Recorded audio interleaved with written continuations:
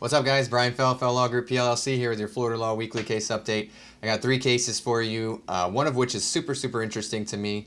So let's get right to it. That first case is out of the first DCA. It's a case called Beans versus Beans. It has to do with alimony modifications. And when I read this case, I was like, whoa, this is a light bulb moment for me, and I feel like I may have been doing things wrong this entire time. So it talks about modification of alimony. A former husband tried to modify his alimony downward. He did. He was successful at the trial court level, but he wasn't. He didn't get it modified low enough, according to him. So he only got like a 40% reduction. But basically, and then in the actual underlying case, he was arguing that his alimony should have been modified lower for a multitude of reasons.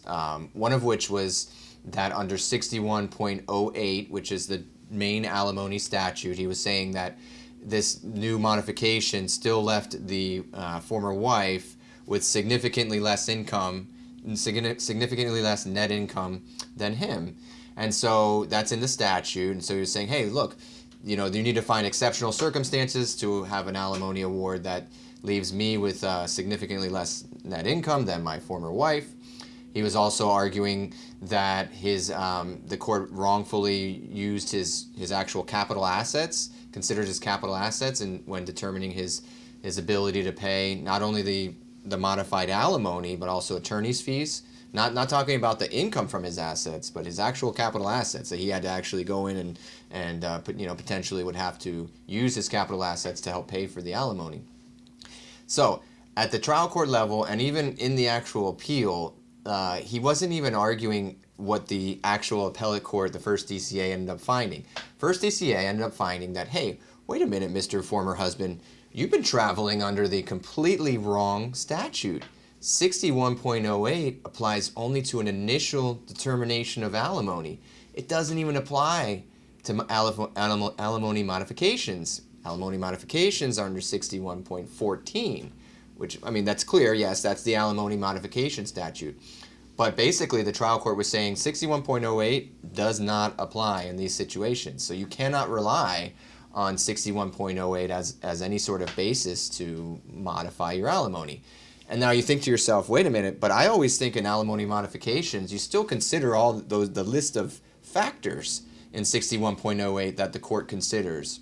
I always thought that. You include that in your order. That the court has considered all these factors, even if it's a modification. First DCA said no, the court really doesn't have to consider those factors. Just they could, because they could be relevant, but really what 61.14 basically says is that the court has jurisdiction to make orders as equity requires, with due regard to the changed circumstances or the financial ability of the parties.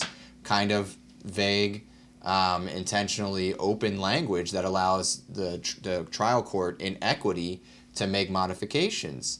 And so you're not, according to the first DCA, you're really not required to go through all those alimony factors, and you can't rely on provisions in 61.08 in order to even really, make a basis for your alimony modification. So that was super interesting to me. I also was under the understanding generally that the court's not supposed to look at capital assets as far as invading capital assets to consider someone's ability to pay alimony. And so the first DCA said, well, there's really no prohibition on that specifically when you're talking about a modification.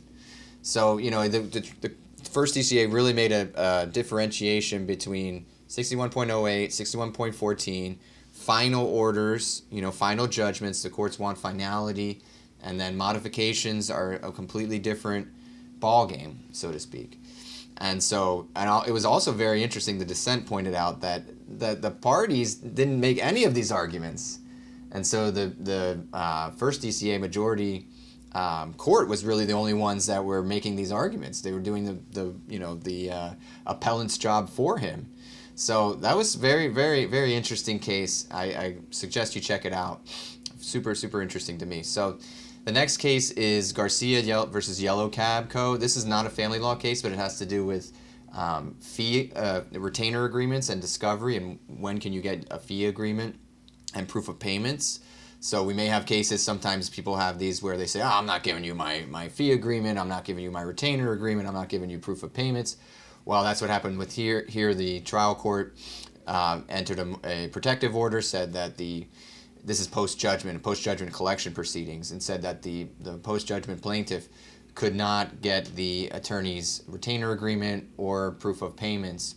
It was super funny to me to read this part of this transcript, because it talks about a deposition with the corporate representative, and the attorney for the plaintiff was asking the corporate representative all these questions.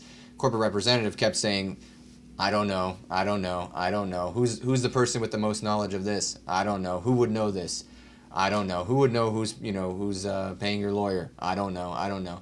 So the court the appellate court granted certiorari and basically remanded back and said that the plaintiff could get the retainer agreement, proof of payments, and things like that, because those were not privileged in the hands of the company, and they're not privileged, and they would be relevant in this post-judgment collection proceedings.